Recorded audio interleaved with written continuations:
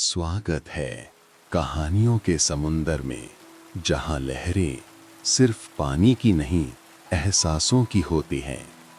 हर कहानी एक नया सपना बुनती है, एक याद, एक सुकून भरा पल छोड़ जाती है।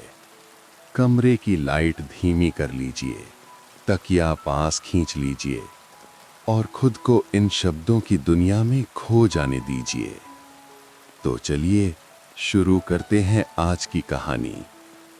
सुबह की धूप आज कुछ कोमल थी, हल्की पीली, खिड़की की जाली से छनकर दीवार पर छोटे छोटे चौकोर बनाती हुई। आदित्य ने आंखें खोली तो उसे लगा कि ये सुबह किसी नए मौसम की शुरुआत है।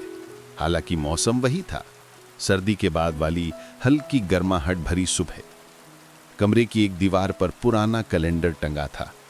महीना बदलने से पहले उसे एक बात याद आई, अब उसके अंतिम परीक्षा के नतीजे आने वाले थे।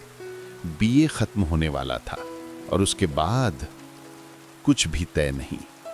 वो धीरे से उठा, खिड़की खोली और बाहर झांका। गली में दूध वाले की साइकिल की घंटी एक धीमी ताल में बज रही थी। नीम के पेड़ से उसकी बूंदें गिर रही थीं और मिट्टी की महक हवा में घुल रही थी। ये वही शहर था जहां वो पैदा हुआ, पला बढ़ा, जहां लोग एक दूसरे को जानते थे, जहां गलियों के मोड़ किसी पुराने दोस्त की हंसी जैसे पहचान में आते थे। पर अब वो खुद अपनी पहचान को लेकर थोड़ा उलझा हुआ था। माँ रसोई में थी। चूल्हे पर चढ़े बर्तन की हल्की आवाज पूरे घर में फैल रही थी। जाग गए? माँ ने पूछा। हाँ, आदित्य बोला। पिताजी टहलने गए हैं और सुनो, आज नतीजे आ सकते हैं। आदित्य ने सिर हिलाया। हाँ, पता है। मां ने उसके चेहरे को देखकर थोड़ा रुककर कहा, डरने की कोई बात नहीं, तो मेहनत किए हो और नौकरी की तैयारी भी शुरू करनी चाहिए अब। हाँ, ये हाँ एक तरह की झिझक थी, न नौकरी तय, न दिशा तय, बस एक हल्का सा दबाव जिसे वो महसूस भी करता था और टालता भी। कॉलेज की तरफ जाने वाली सड़क हमेशा की तरह शांत थी। पीपल के पेड़ की छांव गली के मोड़ पर गिरती और सड़क को एक ऐसी ठंडक देती जो दोपहर में भी बनी रहती। आदित्य साइकिल लेकर चला। हर घर के सामने लोग अपने अपने काम में लगे हुए। कोई बर्तन धो रहा था, कोई बच्चों को जगा रहा था और कुछ लोग मंदिर की ओर जा रहे थे। रास्ते में उसकी नजर अचानक एक खिड़की पर गई। दूसरी मंजिल की वो पुरानी खिड़की हमेशा उसकी नजर पकड़ लेती थी। आज भी वो वहीं थी। दरवाजा आधा खुला, जाली के पीछे से आती धूप और एक लड़की किताब लिए बैठी हुई थी, अनामिका।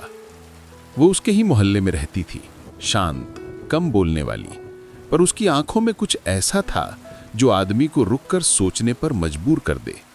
आदित्य ने उससे कभी बात नहीं की थी, बस दूर से देखता और फिर आगे बढ़ जाता। आज भी वही हुआ।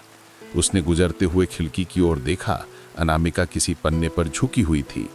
बाल थोड़े बिखरे हुए थे और हवा उन्हें धीरे धीरे हिला रही थी।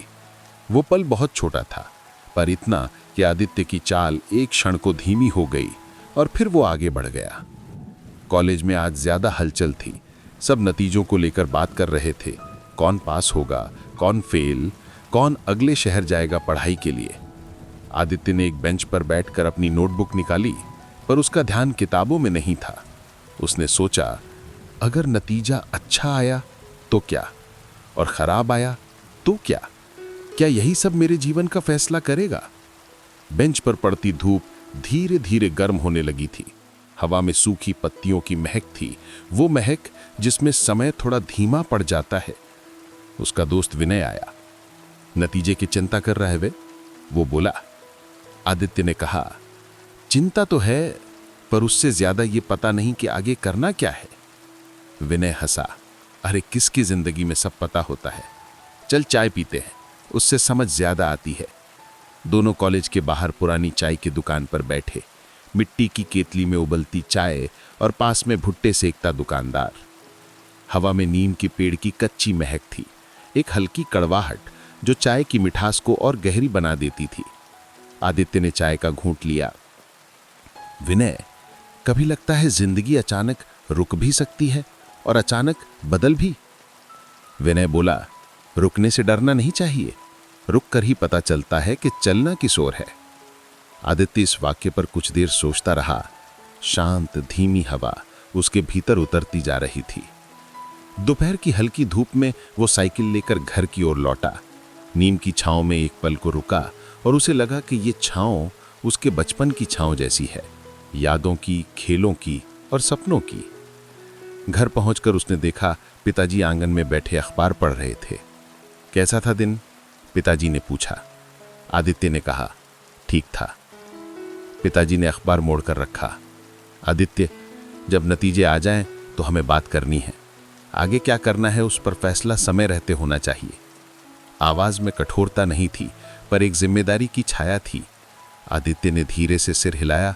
उसने सोचा, क्या मैं वास्तव में फैसला लेने के लिए तैयार हूं?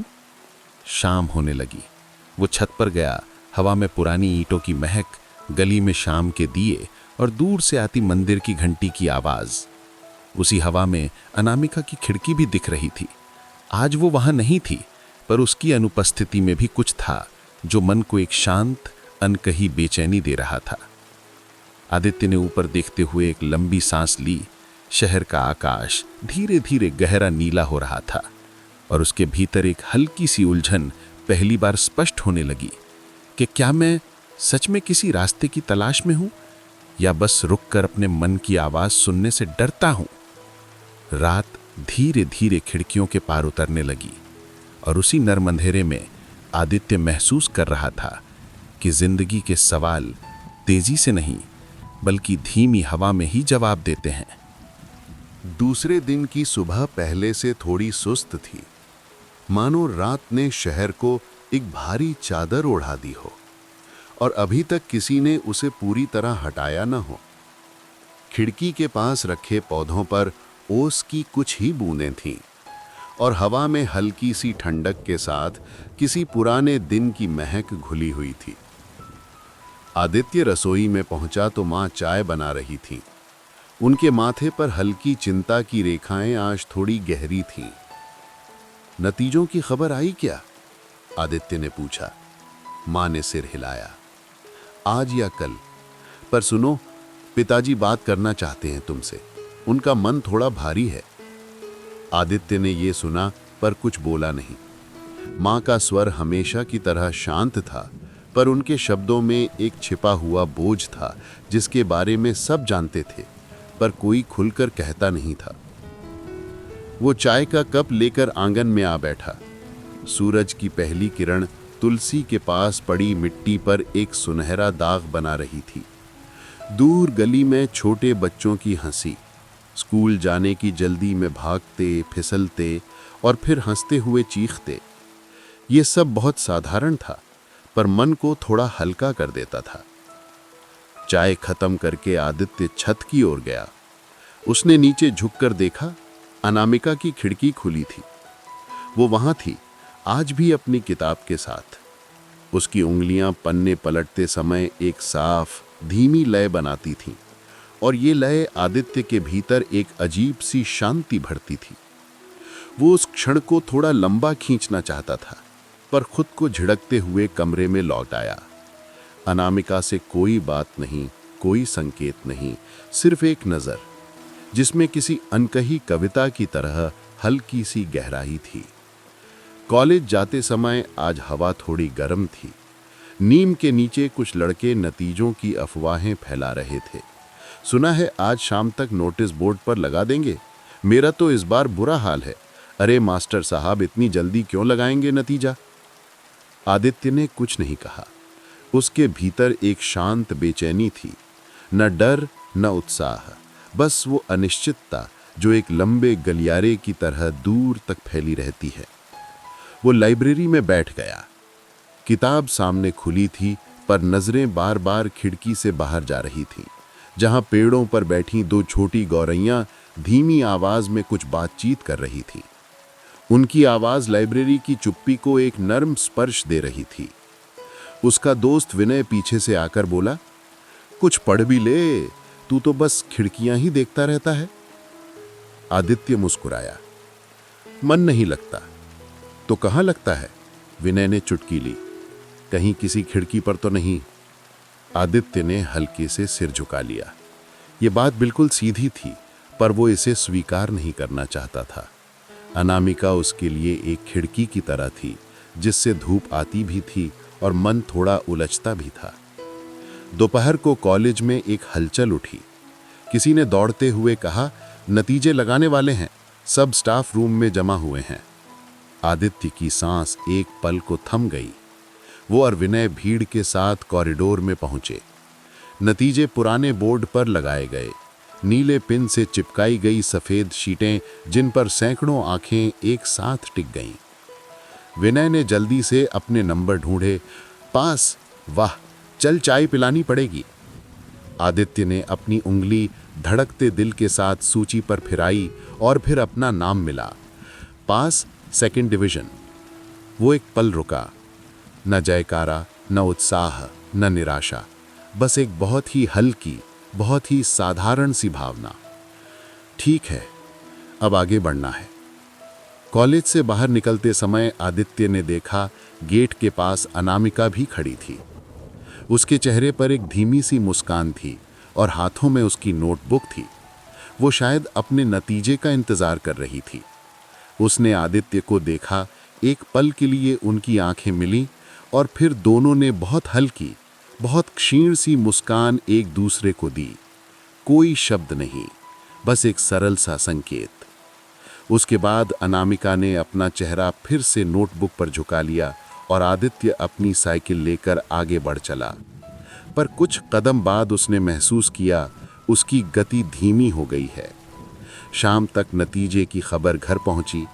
माँ प्रसन्न थीं। सेकंड डिवीजन भी अच्छी है, अब नौकरी की सोचो। पिताजी ने अखबार एक तरफ रखकर कहा, बुरा नहीं किया, पर अब दिशा चुननी है बेटे। उनकी आवाज़ न कठोर थी न मीठी, बस एक जिम्मेदारी लिए हुए। रात के भोजन के बाद आदित्य छत पर गया। चांद आज बादलों में छिपा था, कभी दिखे, कभी ओझल हो जाए। नीचे अनामिका की खिड़की इस बार बंद थी।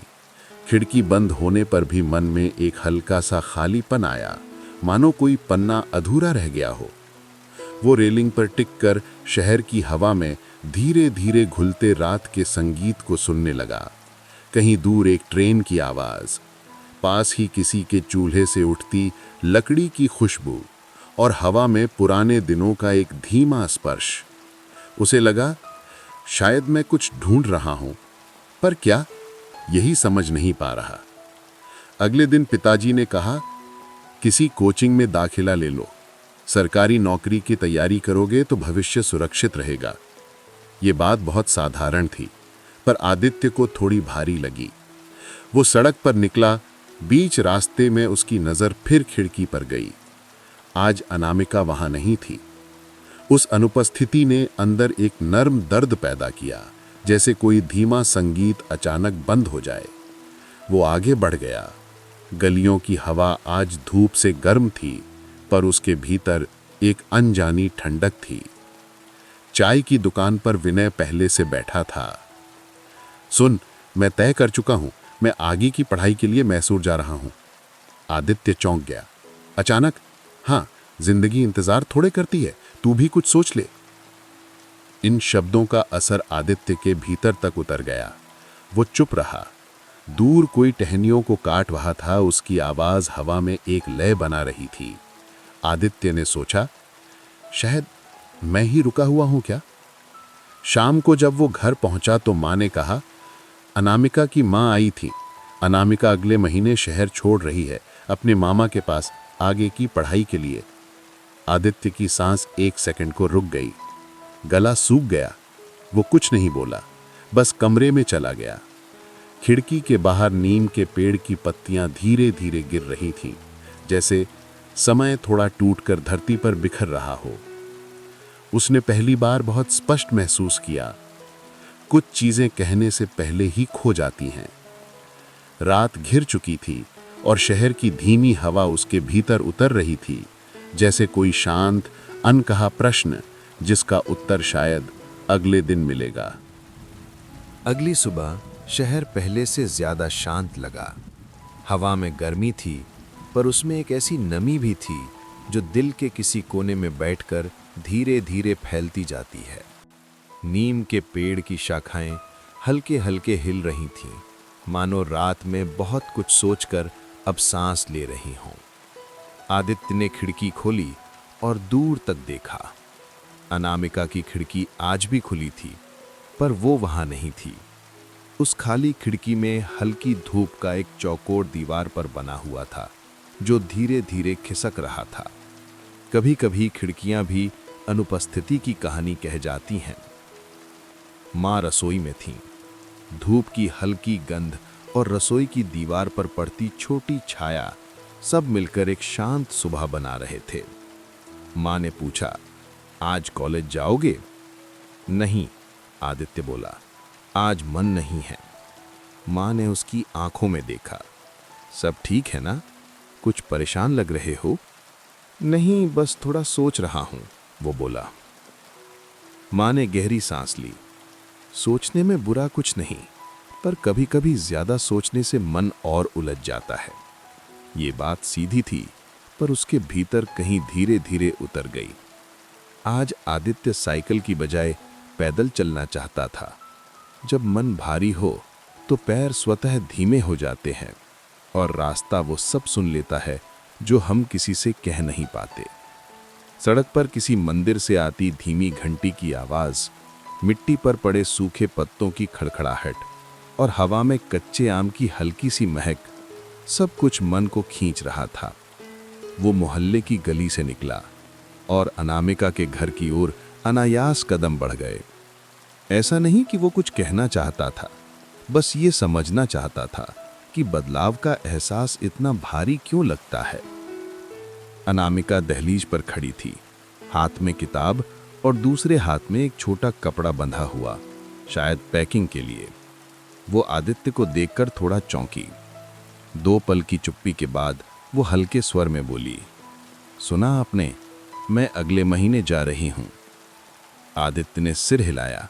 हाँ, माँ ने बताया। अच्छा है, वो बोली, थोड़ी पढ़ाई आगे बढ़ जाएगी। शहर छोटा हो गया है मेरे लिए। ये वाक्य सामान्य था, पर उसके भीतर कुछ धीमे धीमे टूटता सा लगा, जैसे पुरानी दीवार से एक ईंट खिसक जाए। उसने कहा, शहर छोटा है, पर इसमें आपकी बहुत सी बातें बसती हैं। अनामिका हल्की मुस्कान के साथ बोली, शहर सबको छोटा लगता है जब कोई नई जगह बुलाती है।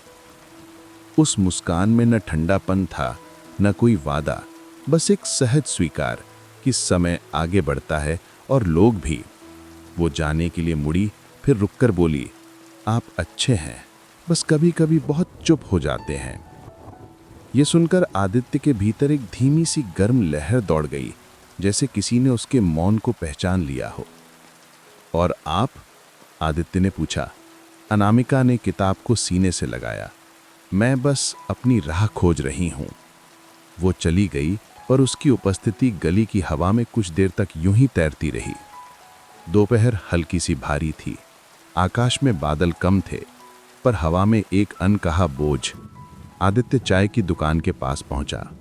विनय पहले से बैठा था। चेहरा उतरा हुआ है, विनय बोला। सब ठीक? आदित्य कुछ देर चुप रहा, फिर बोला, अनामिका जा रही है। विनय ने धीरे सिर हिलाया। हाँ, सुना मैंने। और तू क्या सोच रहा है? कुछ समझ नहीं आता, आदित्य बोला। किसी को कह भी नहीं सकता, और मन में रखूं तो बहुत भारी लगता है। विनय ने चाय का घूंट लिया। देख, हर किसी की जिंदगी में एक समय ऐसा आता है जब कोई बिना कुछ कहे इतना असर छोड़ जाता है कि हम खुद भी अपनी आवाज पहचान नहीं पाते। क्या करना चाहिए फिर? आदित्य ने पूछा। विनय बोला, कुछ नहीं, बस महसूस कर, फिर छोड़ दे। जिंदगी किसी एक खिड़की से नहीं चलती। ये बात आदित्य के मन में धीरे उतर गई, जैसे कोई पुराना गीत लंबी चुप्पी के बाद फिर से बज उठे। शाम को घर लौटते समय अनामिका के घर के बाहर कुछ नए डिब्बे रखे थे। उसके पिता सामान संभाल रहे थे। आदित्य कुछ दूर रुक गया। वो देख रहा था, अनामिका अपनी माँ की मदद कर रही है, कपड़े समेट रही है, और कुछ किताबें लकड़ी के बक्से में रख रही है। ये दृश्य साधारण था, पर उसके भीतर गहरी खामोशी थी। वो आगे बढ़ा और अनामिका के पास जाकर धीमे स्वर में बोला, मदद चाहिए? अनामिका ने पलट कर देखा। एक पल के लिए वो चुप रही, फिर बोली, हाँ, अगर आप ये डिब्बा अंदर रख दें तो अच्छा होगा। आदित्य ने डिब्बा उठाया, कुछ भारी, कुछ हल्का, जैसे उसमें केवल सामान नहीं, किसी उम्र का पूरा मौसम रखा हो। अनामिका ने पूछा, आपकी पढ़ाई पूरी हो गई ना? हाँ, लेकिन आगे क्या, पता नहीं। अनामिका मुस्कुराई, सबको पता नहीं होता, रास्ते चलकर ही मिलते हैं। उसकी ये बात सरल थी, पर उसमें एक शांत आत्मविश्वास था जो आदित्य को भीतर तक हिला गया। वो कहना चाहता था, अगर आप यहाँ रहती तो शायद रास्ते आसान होते, पर उसने ये नहीं कहा। कुछ बातें मन में ही अच्छी लगती हैं। अनामिका ने कहा, कल शाम हम सामान भेज देंगे, शायद ये मेरी यहाँ की आखिरी शाम होगी। उसकी आवाज़ धीमी थी, पर उसमें एक कोमलता थी जो जाने की खबर को थोड़ा कम दर्दनाक बना दे। आदित्य ने सिर हिलाया। वो कुछ कहना चाहता था, पर शब्द बहुत दूर रह गए। वो मुड़ने लगा तो अनामिका ने पीछे से पुकारा, आदित्य। वो ठिठक गया। हाँ, आप अच्छे हैं, अपने लिए कुछ अच्छा चुनिएगा। ये वाक्य आदित्य के भीतर उतर गया, जैसे किसी अंधेरे कमरे में एक छोटा दीपक जल उठे। वो बिना कुछ बोले आगे बढ़ गया। रात को जब हवा ठंडी हो गई और नीम की पत्तियां अंधेरे में धीमे धीमे गिरने लगीं, आदित्य छत पर बैठा। उसने आकाश की ओर देखा। कुछ जुगनू पेड़ों के बीच चमक रहे थे और दूर से आती ट्रेन की आवाज़ रात को सहला रही थी। उसे महसूस हुआ कि कभी-कभी विदाई शब्दों में नहीं, बल्कि मौन में होती है। अनामिका और वो कभी गहराई से बात नहीं कर पाए, कभी कुछ कह नहीं सके, पर जो था वो इतना सादा, इतना शाम था कि उसे खोने का दुख मौजूद था, पर हल्की सी गर्माहट भी थी, जैसे कोई बात अधूरी रह जाए पर अपने अधूरेपन में ही सुंदर लगने लगे। उसने आंखें बंद कर लीं। हवा में अनामिका की हल्की सी स्मृति थी और उसके भीतर एक शांत निर्णय उग रहा था। चलना होगा, पर पहले खुद को समझना होगा। रात धीरे धीरे घिरती गई और उसके भीतर एक नई जागरूकता धीमी सांसों में उतरती गई। रात के बाद अगली सुबह थोड़ी धुंधली उतरी। आसमान में हल्की सफेदी थी, जैसे सूरज ने उगने से पहले आकाश पर एक पतला पर्दा डाल दिया हो। गली में दूध वाले की घंटी आज कुछ कम तेज लग रही थी, मानो शहर भी थोड़ा थक गया हो। यह शायद किसी शांत बदलाव के लिए खुद को तैयार कर रहा हो। आदित्य नींद से जागा तो उसे लगा कि आज की हवा में एक अजीब सी नरमी है, मानो ये सुबह किसी पुराने कागज की तरह धीरे धीरे खुल रही हो। रसोई से माँ के बर्तनों की हल्की आवाज आ रही थी। वो नीचे आया तो माँ ने मुस्कुराकर कहा, आज चेहरा हल्का लग रहा है, सब ठीक हुआ क्या? आदित्य बैठते हुए बोला, हाँ माँ, कुछ समझ आया है। माँ ने चाय की प्याली रखते हुए पूछा, क्या समझ आया? वो थोड़ा रुक कर बोला, ये कि कभी कभी दूसरों के जाने से हम अपने बारे में थोड़ा और साफ देख पाते हैं। माँ ने कुछ नहीं कहा, बस उसके सिर पर हाथ फेर दिया। उस स्पर्श में मौन का एक ऐसा अपनापन था जो शब्दों से कहीं बड़ा था। दोपहर तक गली में कुछ हलचल बढ़ गई। अनामिका के घर बाहर डिब्बों की संख्या बढ़ चुकी थी। लोग मदद कर रहे थे, कुछ बच्चे उत्सुकता से झांक रहे थे और अनामिका की माँ कपड़ों पर चिट्ठियां चिपका रही थी। आदित्य खिड़की से ये सब देख रहा था। हर डिब्बा मानो एक याद बंद था जो धीरे धीरे बंद हो रहा था।